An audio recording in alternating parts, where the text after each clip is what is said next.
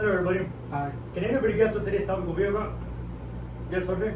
I would assume by your outfit that you would be talking about the cosmos. Also, you have a book back there along with your setup. So I would assume that you would be talking about space also. Yes, thank you. Exactly that. So we're going to be talking more specifically about the universe. Everything around us the universe resides from all around us, from the oxygen we breathe in our air to the hydrogen in our water. But have you ever stopped to wonder how this all came to be? Today we'll be talking about how the universe began, according to the Big Bang Theory.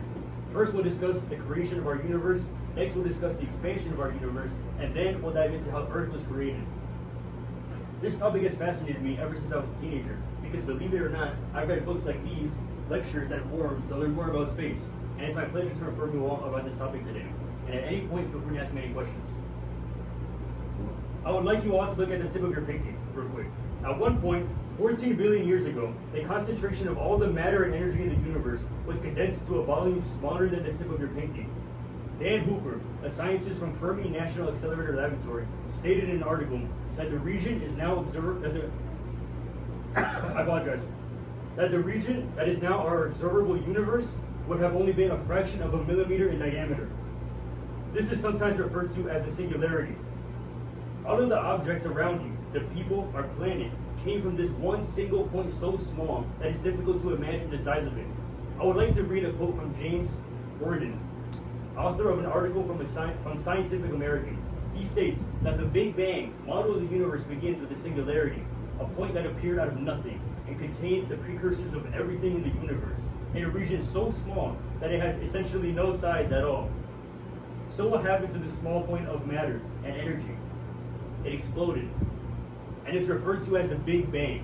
The Big Bang was the moment when 13.8 billion years ago, the universe began as a tiny, dense fireball and then exploded, which is a quote from the American Museum of Natural History.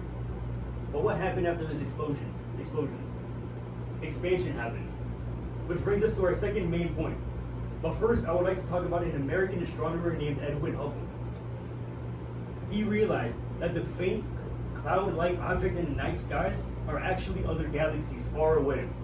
The Milky Way is just one of a billion galaxies, says American Museum of Natural History.org. What does this mean? Well, when he was doing this observation, Hubble discovered that the galaxies are actually moving further away from each other. This was how he discovered that the universe has been constantly expanding ever since the Big Bang explosion 13.8 billion years ago. After the expansion, the universe was filled with gases like hydrogen and helium.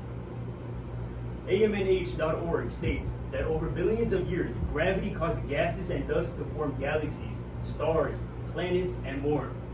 I would like to add on to this by saying, we are essentially the universe's way of experiencing itself. The same article, AMNH, states that the Big Bang developed into everything in the universe, including you, sitting here in front of me today. You are made of star stuff. This brings me to my third topic, Earth. However, we cannot begin to discuss Earth without talking about the sun. There are billions of stars in our universe. Our sun is just one of them. We owe our existence to the sun. Without the sun, the Earth wouldn't have formed. Earth needed all of the asteroids that the sun's gravity pulled. These asteroids were constantly pummeling Earth until they formed into a planet. This pummeling can be sometimes referred to as the late bombardment. I would like to read a quote from The Cosmos by Anne Druyan, which is this book right here. In page 11, she states that this late heavy bombardment, as is known, wasn't even over before life got started at the bottom of the sea. This is encouraging news to those who hope to find life elsewhere. Life elsewhere in the universe. Over the course of 3 billion years, a molecule formed a collection of atoms together to form DNA in the ocean. I'll be reading one last quote from this book that states, all of it was random, but some of these mutations led to some successful life forms, what we call evolution from natural selection. This is one of the reasons why we look for watering planets. It allowed the building blocks to create life. But remember, it all began with a single explosion called the Big Bang, according to the theory. Now, does anybody remember our 3 points that we discussed? We can try to go through it. Yes, Porter?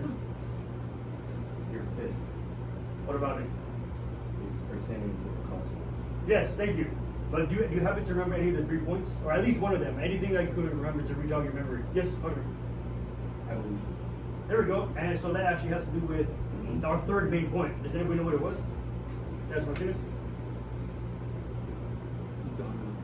That's okay. So our third main point was how Earth was created. Our second main point was about the expansion of the universe. Now, does anybody remember our first main point? Yes, Martinez? The Big Bang, whenever they start exploding. Yeah, good job. So, the creation of the universe, in other words, the singularity, the expansion of the universe, and lastly, the creation of Earth.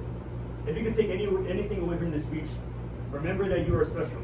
It took billions of years to create you, and you hold the option to do something great with the opportunity we were given called life. Thank you for being today's speech.